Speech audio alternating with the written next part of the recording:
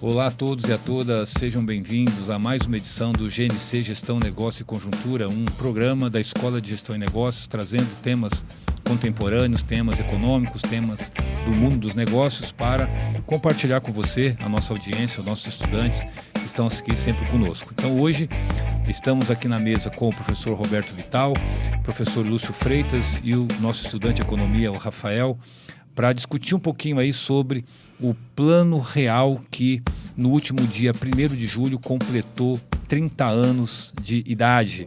Então nós estamos hoje aqui para refletir um pouquinho sobre essa experiência, falar um pouquinho sobre o plano de estabilização que colocou fim definitivamente a um período longo de hiperinflação, quando o Brasil chegou a alcançar 2.500% de inflação ao ano. E em alguns períodos, inclusive, chegamos a 85% ao mês. E também chegamos a 3% ao dia de inflação. Então foi um período muito conturbado do Brasil. E de lá para cá, de 1994 para cá, nós temos assistido aí a índices de inflação muito mais comportados. Então, para discutir esse tema, temos aqui então a presença dos professores e a presença do nosso querido estudante Rafael para bater um papo. Então, para começar nossa conversa aqui, professor Roberto, eu queria que você fizesse suas considerações iniciais aí. Nesses 30 anos de Plano Real, isso melhorou, piorou? Será que é o mesmo? Eu tirei o som daqui, desculpa. Boa noite, professor Volney, boa noite outros colegas da mesa e boa noite a todos que estão nos ouvindo. Eu vivi essa experiência como economista e como cidadão, né?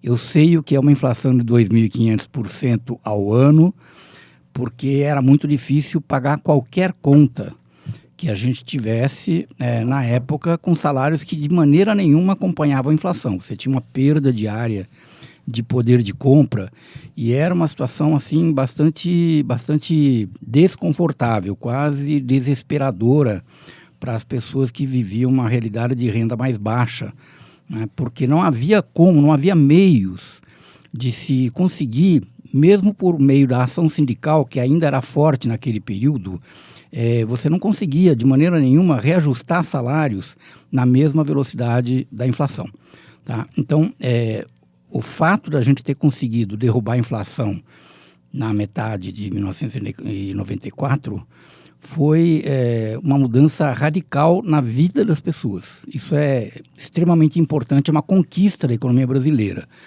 né? Eu não vou falar disso agora, talvez mais à frente a gente fale. O mecanismo usado para isso foi um mecanismo novo. Nós tínhamos passado por vários planos anti-inflacionários e todos eles fracassaram. Essa foi a realidade. Tinha toda uma elaboração teórica por trás, interessante, bem feita, mas o fato é que não se conseguiu sucesso até se criar um mecanismo diferente que foi utilizado no Plano Real e que funcionou. Então, eu costumo comparar essa situação, professor Volney, à situação de alguém que está com uma doença crônica, que morre de dor e a única coisa que ela consegue pensar é naquela dor. Então, ela tem um monte de outras coisas para resolver, mas ela não consegue resolver nada enquanto ela não resolver aquele problema da dor, né? O Brasil era assim. Então, quando nós conseguimos derrubar a inflação, aí outros problemas adquiriram prioridade, né? Nós começamos a perceber, aliás, a gente já sabia, mas a gente não tinha tempo de se dedicar a isso, que nós tínhamos grandes problemas de pobreza, desigualdade, nós tínhamos um problema crônico que vinha há muito tempo, de crescimento econômico baixo, de baixa geração de empregos, né? Tinha muita gente desempregada ou subempregada. Todos esses problemas vieram à tona à medida que o problema da inflação passou a se tornar, vamos dizer, mais civilizado, né? E aí o Brasil teve que começar a lidar com essas questões. Professor, e só para pegar um gancho que você está dizendo, né, para a nossa audiência ter uma noção do que significa isso, uma inflação de 2.500% significa que os preços sobem 25 vezes o seu preço inicial. Então, um exemplo, né, se nós pagássemos uma conta de R$1.000, por exemplo, é como se essa conta no ano seguinte já estivesse em R$26.000. Só para a nossa audiência entender qual era o efeito realmente dessa inflação. Professor, eu vou colocar até aqui nossa tela uma evolução da inflação no Brasil de 1980 a 2022. Então a gente percebe aí que houve uma queda brutal da inflação e que realmente reflete essa engenharia, né, ou essa heterodoxia, podemos dizer assim, usando um pouco do economês aqui, que foi adotado nesse período. Professor Lúcio, essa queda abrupta da inflação aí, ela teve muito a ver com aquele mecanismo da URV, né? Aí você poderia falar um pouco sobre isso, enfim, o que você pode falar desses 30 anos aí de Plano Real? Perfeito, Volney. Primeiro, boa noite. Boa noite, Roberto, Rafael. Prazer estar aqui. Se a gente pegar aqueles meses ali do Plano Real, né, a contribuição do plano em si que levou a essa queda da inflação e o papel da URV, né? Então vamos lá. Há diferentes interpretações para o sucesso do Plano Real. Há quem enfatize para este sucesso o ajuste fiscal que foi feito no início do plano, né? Um ano antes dele ser lançado, começou-se o governo a equilibrar suas contas e fazer um ajuste fiscal. Que é a diferença da receita que o governo obtém para a despesa que ele realiza no ano. Perfeito. Né? Que é o déficit. Perfeito. Que é o déficit ou superávit. É esse ajuste aí que... Esse ajuste que, na leitura de alguns, teria sido talvez o mais importante para você controlar a inflação. Lúcio, desculpa te interromper e o que você está dizendo, até para a nossa audiência entender isso. Quando você tem déficit muito alto, o governo ou financia, né, emitindo dívida, né, emitindo título, ou então ele emite moeda. Isso. O Brasil tinha uma tendência frequente de emitir moeda, o que era, na verdade, uma forma do governo se financiar e, ao mesmo tempo, era um combustível da inflação, e isso explica, então, essa hiperinflação gigante aí, né? Sem querer dar spoiler do que você vai falar, ou talvez dando spoiler, não sei. Exatamente, acho fundamental para a linha de raciocínio. Mas é isso. Então, teve esse ajuste fiscal logo antes do lançamento do plano. Teve ainda, e aí eu acho que é o mais importante, a âncora cambial, né? O que segurou os preços, efetivamente, a meu juízo, foi você trabalhar com um câmbio mais valorizado, né?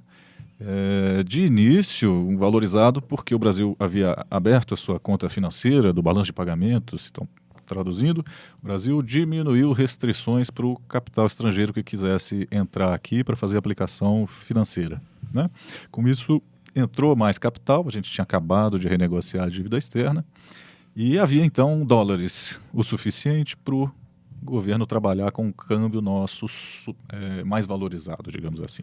Né? Mais barato, né? O preço do dólar é barato. Isso, né? O preço do dólar é mais barato. Havia uma oferta grande de dólares, oferta e demanda, o preço do dólar cai e fica mais barato. Né? Além disso, uma abertura comercial. Né? Então, essa abertura comercial nos expôs à competição com outros países. Então, se você tem um câmbio mais forte e uma competição com outros países, fica difícil para o empresário aqui falar, vou aumentar preço. Opa, como assim? Está tão barato importar produtos que ele não faz isso, né? Além disso, você teve aí o terceiro elemento, que é a política monetária. O Banco Central, logo de cara, sobe a taxa de juros lá em cima, porque uma vez que você controla a inflação, as pessoas ganham poder aquisitivo, ou recuperam poder aquisitivo, ou deixam de perder, mais precisamente, poder aquisitivo, e com isso aumenta a demanda. E para controlar esse aumento de demanda, o governo subiu então a taxa de juros. Então houve essa combinação de elementos aí que ajudou a controlar a inflação. Indo para a questão da URV, né? Essa foi uma inovação do Plano Real, e é uma inovação brilhante, a meu juízo, e que o difere dos demais planos que o antecederam, né? Então, a URV foi um momento em que convivemos com duas moedas. Então, uma moeda era super indexada, que era a URV, ela todo dia se desvalorizava em relação ao dólar, e a unidade real de valor, que depois viraria o real, a URV, era fixa em relação ao dólar. Troquei as bolas. A URV era fixa em relação ao dólar, e o cruzeiro, que era a moeda de então, era desvalorizado dia a dia, né? Convivemos com essa dupla moeda durante 4 meses. 4 meses. 4 meses. É isso. Isso para que fosse permitido às empresas aumentarem seus preços de maneira simultânea, né? Todo mundo aumentando enquanto o cruzeiro era desvalorizado, Você ajusta, você provoca uma superindexação e ajusta os aumentos, não corre o risco que no passado corríamos e enfrentamos de fazer um congelamento e alguém congelar com uma margem muito baixa de lucro, outro com uma margem muito alta, e aí você desequilibrar todo o sistema econômico. Então esse equilíbrio veio pelo RV. Então essa é uma inovação importante. Aliás, teve uma grande inovação aí que foi o não congelamento de preços, né? Exatamente. O que era a prática comum nos planos anteriores. O não congelamento era uma tentativa até de ganhar credibilidade dos próprios agentes econômicos, né? Que historicamente não vinham acreditando muito nos governos pelos planos que vinham adotando, né? Então, quando o governo diz não vou congelar nada, naturalmente, os empresários remarcaram preços de uma maneira muito acelerada, porque sabiam que teria conversão ali no mês de julho, né? Inicialmente não foi definida uma data, né? Essa data foi definida no meio do caminho ali, né? A partir do 1º de julho, que entraria em vigor a nova moeda. Até lá, todos os agentes ficaram livres para poder reajustar os seus preços livremente, né? E todo mundo usou e abusou à vontade, né? Não à toa que a URV saiu dos 1.000 cruzeiros reais, né, para 2.750, né? Então, em 4 meses, né? Mais que dobrou, né? Perfeito. Mas, Rafael, e você? Você é um jovem estudante, está no curso de economia da USCS, enfim. Fale para nós aí qual é a sua leitura. Lógico, a sua geração não presenciou isso, né? Vocês ouvem falar, certamente os pais de vocês, né, falam sobre a inflação no Brasil, que era muito alta e tal, e vocês nasceram num país, né, com a inflação muito comportada. Vocês nasceram com uma inflação, não vou dizer de Suíça, porque é muito pretensioso, mas a nossa geração aqui já tem, né, mais cacuete quando fala de inflação. Como é que você tem visto isso? Como tem sido a sua experiência no curso de economia? Enfim, o que te motivou também a um pouco estudar economia? Fala um pouquinho aí. Claro, obrigado, Bruno. Primeiro, boa noite a todo mundo que está assistindo a gente. Obrigado pela oportunidade, inclusive, de estar aqui. E em relação ao plano real, que nem você falou, eu não vivi essa época, então muito do que eu ouço dos meus pais, né, muito do que nós estudantes que não vivemos isso, a gente presencia, ficou famoso a parte do plano Collor, ficou a superinflação, né, hiperinflação, o quão difícil era viver naquela época, que nem o professor Roberto tinha falado no começo. Então a gente consegue ver muito isso e teve partes que ficou muito famoso das dificuldades que isso trouxe. Ao mesmo tempo, até por não viver essa época, que nem a gente consegue ver ali no gráfico, fica uma certa confusão para mim enquanto estudante, né? E eu acho que para os demais também, quando a gente começa a entrar nesse assunto, sobre como que a gente chegou ali, né? Então, que nem o professor Lúcio estava falando de algumas coisas que foram feitas diferente em relação ao plano real, ou o quão difícil era, como o professor estava falando, parte dos questionamentos que eu tenho também vem sobre o antes, né? Então, se ali da década de 80 até 94, a gente teve os planos Cruzado 1, 2, plano Verão, plano Bresser, e todas essas tentativas de combate à inflação, né, tiveram, de certa forma, inicialmente efetividade e, posteriormente, né, acabou não seguindo. Com isso, eu queria entender um pouco mais de vocês o que foi as ideias por trás, então, que nem o professor falou sobre a URV. Inclusive, em 83 já tinha, mais ou menos, né, eu acho, o plano Larida. Então, já era uma coisa que era estudada, era muito... não foi tentando errar, entre aspas, em relação a esses planos que eles foram implementados. Então, até para a gente chegar e entender, como estudante, representando você que está do outro lado assistindo a gente, entender como que a gente chegou lá, porque eu não vivi isso, então entender essa parte de que era a ideia de cada plano, qual que era o objetivo, quais foram as medidas que eles tomaram a partir disso, a ideia econômica por trás, qual que era tomar essa medida para conseguir tal objetivo, o que deu certo e o que não deu, para a gente chegar e acertar no plano real em relação à hiperinflação. Não, legal, Rafael, sua pergunta é muito boa e eu vou deixar o professor Roberto falar um pouco sobre isso. Tem uma razão, né, histórica, que é a questão da dívida externa. O professor Roberto aí pode complementar com a sua reflexão. E uma pergunta muito boa, né? O que faz um país ter uma inflação de 2.500% ao ano ou 3% ao dia? Que é uma maluquice total, né? Professor Roberto, a gente sabe mais ou menos por quê, né? Mas a origem desse processo inflacionário mais crônico, ele remonta ali já ao final dos anos 70, né? Nós temos alguns eventos no mundo que acontecem e o Brasil é atingido fortemente. Como você avalia esse período e como você justifica, então, essa origem da hiperinflação no Brasil? Bom, é uma bela de uma resposta responder a pergunta do Rafael, porque esse é um assunto que eu acho que até hoje tem debate, na verdade, entre os economistas. Não sei se tem um consenso tão grande, Rafael, para responder a isso. A distância no tempo fez com que o debate se condensasse mais em 2 ou 3 visões e não mais em 10 ou 20, né? Mas ainda há debate. Primeiro, o que o professor Volney citou. Nós tivemos 2 choques do petróleo, um em 73, outro em 79. Em 79, o segundo choque, além de vir em cima do primeiro, quer dizer, a gente já estava... Você tomou um soco na cara, né? Aí vem um cruzado de direita, te pega de novo, você fica pior, né? Mas veio junto uma alta dos juros dos Estados Unidos, que foi uma alta violenta. E nós tínhamos um grande endividamento externo na época, que foi utilizado pelos governos. É bom lembrar que a gente vivia no regime militar. Então era meio difícil, você não tinha o grande debate que você tem hoje, por exemplo, em regime mais democrático, entre pessoas que eram a favor, contra o governo, terceira posição, quarta posição, não era tão livre assim o debate, né? Na época, na segunda metade dos anos 70, você estudou, nós tivemos o segundo Plano Nacional de Desenvolvimento, foi um mega plano, importantíssimo e tudo mais, só que ele se baseou em grande parte na tomada de recursos externos. E os contratos tinham um item que era bem complicado, que era o seguinte: se houvesse mudança no juro internacional, tudo não mudava só daqui para frente, mudava daqui para trás também, para trás-mente, como se fala, né? Também mudava, né? Então, de repente, a nossa dívida explodiu, porque os juros americanos subiram e puxaram os juros do mundo inteiro, tá? Esse é um primeiro ponto. Segundo, quando você citou o antes, o teu antes são os planos, plano cruzado, plano breve, mas esse antes já é, na verdade, o durante, porque aí estava se tentando corrigir o problema, né? Em 87 a gente declara moratória. Pois é, em 87 o Brasil declarou moratória. Moratória tem o dito popular, que é moratória você não nega a dívida, né? Então é assim, devo, não nego, pago quando puder, tá certo? Isso, claro, que nos trouxe um custo muito alto depois na hora de renegociar a retomada dos pagamentos.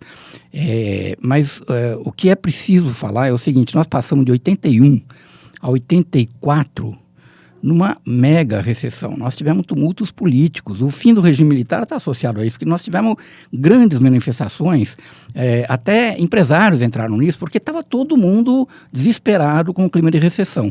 E o que chamou a atenção dos economistas, é aí que surge não só o Plano Larida como outros, é que, embora a gente estivesse em recessão, a inflação continuava impávida, assim, não baixava. Se você olha as tabelas de inflação, era 100%, 200%, 300% naqueles anos, né? Isso é que chamava a atenção dos economistas, porque você aprendeu, né, que normalmente quando a economia para, os preços caem ou param de subir. Não acontecia isso com o Brasil, quer dizer, nós tínhamos uma jabuticaba aqui, né, uma fruta que só dá aqui. Aquela inflação era uma jabuticaba. Daí que surgiram todos os estudos que levaram a esses planos. Agora, o plano Larida dava medo. Por isso se tentou uma outra saída durante 3, 4 planos sucessivos. O plano Larida foi inspirado numa experiência alemã antes da Segunda Guerra Mundial. E as pessoas lembravam o que tinha acontecido na Alemanha. Então havia um certo medo de que se alguma coisa saísse errado, a gente tivesse alguma coisa muito, muito grave. O problema é que a saída B, o plano B, vamos dizer assim, que era o congelamento de preços, foi tentado 3, 4 vezes e não deu certo. E aí os preços desembestaram mesmo, por causa disso que o professor Volney falou. Bastava ter um bochicho, vão congelar outra vez, todo mundo saía, né, aumentava o preço de usar um palito no restaurante, entendeu? Então aí não tinha jeito. Tiveram que tentar o plano Larida e, para nossa sorte, deu certo. E também, complementando essa reflexão que é muito boa, quando você está muito endividado, qual é a única maneira de você pagar esse endividamento, pagar essa dívida? É você gerando dólares. Então você só gera dólar. Ou você pega emprestado, o que não era possível naquele momento, porque nossos canais de financiamento estavam fechados para o mundo. E você podia só fazer isso por meio de exportações. Só que para você exportar, você tem que desvalorizar o seu câmbio. E desvalorizar o câmbio é fogueira na inflação, porque o custo de importar fica muito mais caro. Então é um problema. Então nós estamos falando assim, nós estamos gerando, né, uma escassez de produto internamente para gerar um excedente para exportar, para trazer dólar, para pagar uma dívida externa. Ou seja, você cria um problemão com isso. E aí, essa foi a razão essencial que desencadeou, né, esse processo hiperinflacionário. Aí os economistas, o Lara Rezende e o Perso Arida, inovam, né, com a ideia da inércia, que é um tipo de inflação, como o professor falou, é uma meio que jabuticaba, né? A inércia inflacionária, que foi um pouco a inflação, ela funciona um pouco como juros sobre juros, né? Então você imagina uma inflação de 20, no mês seguinte uma inflação de 40 sobre os 20, depois 60 sobre os 40, depois os 100 sobre os 60. Então isso vai ganhando uma espiral, uma força muito, muito, muito grande, refletindo essa desorganização, essa falta de confiança interna nos agentes. Mas respondendo objetivamente a sua pergunta, tem relação com essa questão do endividamento, né, com a questão do juro pós-fixado da nossa dívida externa e com essa tentativa do governo em honrar esses compromissos, desvalorizando a moeda. E esse processo de desvalorização redundou na nossa inflação. Aliás, nós trocamos o endividamento, né, por hiperinflação. Né? Quer dizer, saímos do endividamento dos anos 70 para a hiperinflação dos anos 80. Né? É um pouco isso. Quer complementar, professor, alguma reflexão? Não, isso é só para complementar. E o real? O real trouxe as novidades que a gente disse, do URV e da transparência, tudo era comunicado, o que vai ser feito, como vai ser feito. E foi feito em um segundo momento em que a dívida externa já havia sido renegociada, então você já tinha mais confiança, você Plano já tinha Brady, mais né, em liquidez. 1994, né? Perfeito. Você já tinha mais liquidez de dólares no mercado, que viabilizou o real e inviabilizou planos anteriores, para além de erros que esses planos podiam conter. Legal. Nós estamos caminhando mais ou menos para o final. Passar rápido o tempo. Boa. Mas eu não queria deixar aqui de colocar na mesa uma preocupação, que é, pós 30 anos aí, né? A realidade hoje, quais são as perspectivas, assim, quais são os desafios? Se o nosso desafio no começo, em meados dos anos 90, era debelar a hiperinflação, quais são os desafios de hoje, pensando macroeconomicamente? Podemos começar, professor Roberto? Eita, sempre perguntas difíceis, né? Eu diria que o maior, não sei se tem um maior problema, porque o problema do Brasil é justamente a complexidade dos desafios que a gente tem, e eles estão todos cruzados um com o outro. Então nós temos o eterno problema de uma desigualdade brutal nesse país, né? Quer dizer, um país que tem mais de 200 milhões de habitantes, mas o mercado consumidor desse país deve ter menos de 100 milhões. Quando você veja os cálculos que as multinacionais fazem de tamanho do mercado potencial delas, elas trabalham com números que vão até mais ou menos 100 milhões de pessoas. Né? Quer dizer, metade da população está descartada do mercado de consumo. Qual a economia que se sustenta sob essa base? Economias que se voltam totalmente para exportação? Sim, mas nós estamos exportando o quê? Matérias-primas, o que hoje se chama commodities. Né? Que não envolve trabalho qualificado, conhecimento, nem nada. Isso não permite aumentar o estágio de renda do país. Né? E o segundo problema é justamente que a gente perdeu bastante da produção industrial no Brasil. Né? O ABC aqui vivencia isso até hoje, mas o Brasil como um todo. Né? E a indústria é a que incorpora mais inovação, mais conhecimento, mais trabalho qualificado. Então, esses problemas são todos relacionados uns com os outros. Tem um problema fiscal, que agora está se tentando resolver, na minha opinião. Essa reforma é só um começo, ainda está faltando muita coisa para a gente poder avançar. Né? O problema fiscal é tanto econômico quanto, eu diria, ético. Né? Porque todo mundo sabe que no Brasil as camadas de renda e patrimônio mais alto são as que arcam com a menor parcela da tributação. Né? E isso ainda está para ser resolvido. Então, esses problemas se cruzam entre si e precisa enfrentá-los como um todo. Tá? E não vou nem falar dos problemas que tem na esfera política para enfrentar tudo isso. Legal, vou fazer uma pequena inversão aqui, Rafael. Qual é a sua leitura? O que você pensa sobre isso? Eu, enquanto estudante do 4º semestre de economia, né, vejo que nem a gente estava falando agora do Plano Real, que a gente tem algumas dificuldades relacionadas a gente conseguir crescer de forma sustentável. Né? Então, tanto em relação a ainda o Plano Real, de estruturar o tripé macroeconômico para tentar ali manter uma estrutura, talvez a gente tenha tido algumas algum sucesso dessa medida, mas também acabou implicando em a gente não conseguir crescer tanto, né, não conseguir se desenvolver mais como país. Acredito que, fugindo um pouco da parte política, né, que nem o professor quis deixar, né, deixando mais na parte da economia, tentando buscar explorar ideias, eu acho que a grande dificuldade é essa questão, a gente conseguir trazer o brasileiro com confiança em trabalhar e produzir riqueza num país que às vezes a gente pensa e olha aqui os gráficos, a gente não tem essa confiança, né? Então, esses planos mais desenvolvimentistas, talvez para tentar trazer a população que já não tem mais essa confiança para o brasileiro, no Brasil, do brasileiro, talvez seja um caminho que eu vejo, por exemplo, que força de vontade não é o que falta, né, para a gente. Então, construir esse tipo de oportunidade para a gente conseguir se desenvolver, talvez seria um ótimo caminho, né? Fugindo da parte política de como fazer isso, mas talvez bem num caminho, para mim seria isso. E só aproveitando essa deixa, né? Nós temos no gráfico aqui um dado sobre a evolução, o ritmo de expansão médio do crescimento do PIB no Brasil nos últimos anos, nos últimos 40 anos praticamente, né? Então nós temos aí uma perda de dinamismo que reflete um pouco esse desafio colocado, né? Assim, como o país conseguir apresentar uma taxa de crescimento mais acelerada.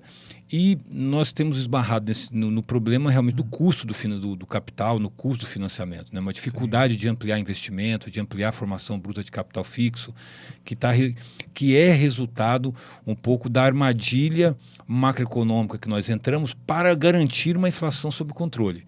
Então, eu acho que na minha leitura, né, a gente precisa superar um pouco, atravessar um pouco essa linha do medo de fazer políticas mais desenvolvimentistas por causa da inflação. É por aí, professor Lúcio?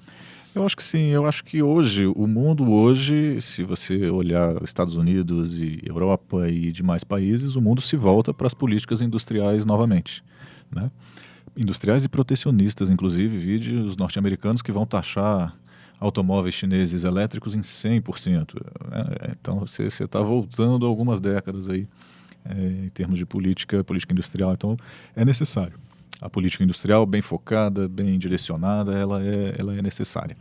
A questão subjacente ao que você mencionou, acho que é que você estava querendo chegar nos juros, não é isso? Porque a gente tem um juro muito alto ainda no Brasil, embora ele tenha aos poucos baixado, no final dos anos 90 ele era um juro real de 10% ao ano, né? A partir ali do início dos anos 2000, quando a gente acumula mais reservas internacionais, a gente consegue baixar um pouco essa taxa de juro. Hoje a gente convive com uma taxa de juro real, hoje na casa de 6%, ainda é muito alta, né?